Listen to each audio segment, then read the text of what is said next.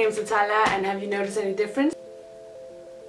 I cut off my hair about 40 centimeters, which is a lot. It was like all the way down to my butt, and it's just really weird to have this short hair now, but it's growing on me.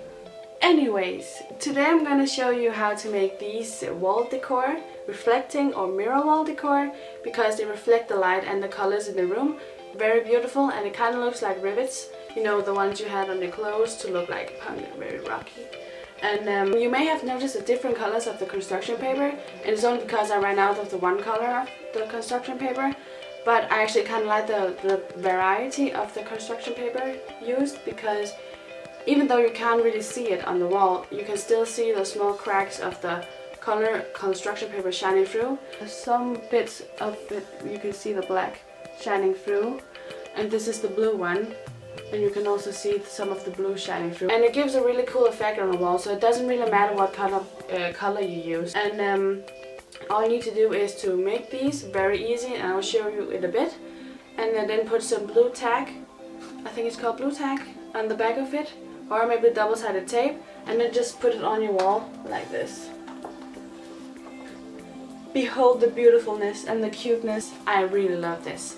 So if you're interested in seeing how this is made, stick around and let's just get started.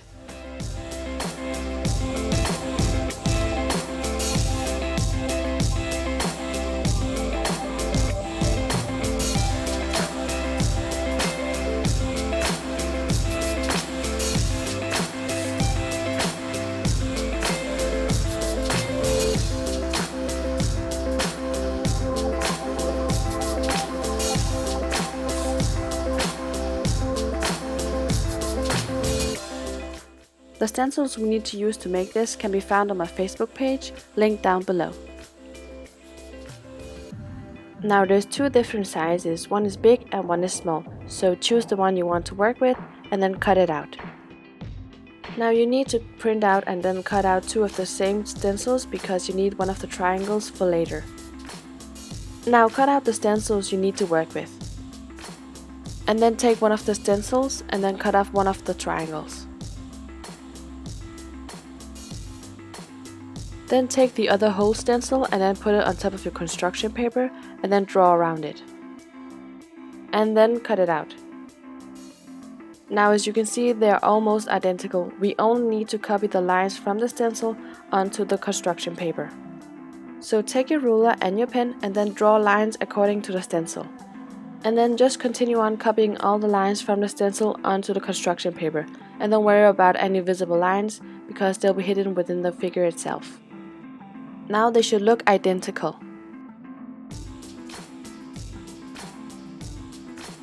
Now we need to make the figure more flexible, so take your ruler and place it on top of the lines and then fold the paper over it. And remember to give all your scorings and foldings a good squeeze to make them more visible. Now let's move on to the shiny part, so take your foil and then cut out a piece to make it more easier to work with. Now remember the triangle you cut out earlier?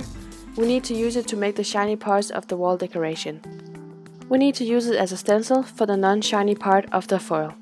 So draw the triangle and then cut it out. And then stick it onto one of the figure's triangles.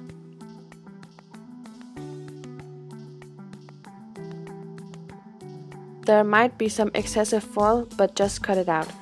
Better to have more than not enough. And then continue on to making the triangles to stick it onto the figure. And always check if there's excessive foil you need to cut out. And be careful to not cut in the figure itself. But continue on to making the triangles until you have no more left to make. We need to glue the whole thing together, so put some glue on the flap underneath one of the triangles. And then connect it to the end triangle. Squeeze the whole thing together to make it stick properly. We also need to glue the bottom to the top, so put some glue on the remaining flaps.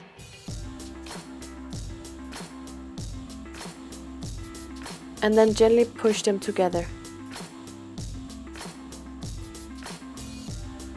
And then give the sides a good squeeze and then let it dry. If you want to make the smaller ones, you need to follow the exact same procedure. It takes no time to make these, and you can make as many as you want to. As I mentioned in the beginning, to hang them up you can either use double-sided tape or some blue tack, which is this gum-like substance. I hope you enjoyed watching, and thank you for leaving a like. I really appreciate it. And if you have anything you want to ask me, leave a comment in the comment section down below and I'll sure reply afterwards. And if you want to see the upcoming videos, you subscribe and be a part of our lovely DIY family here at the Blue Toolbox. So subscribe, and I'll see you soon with more ideas.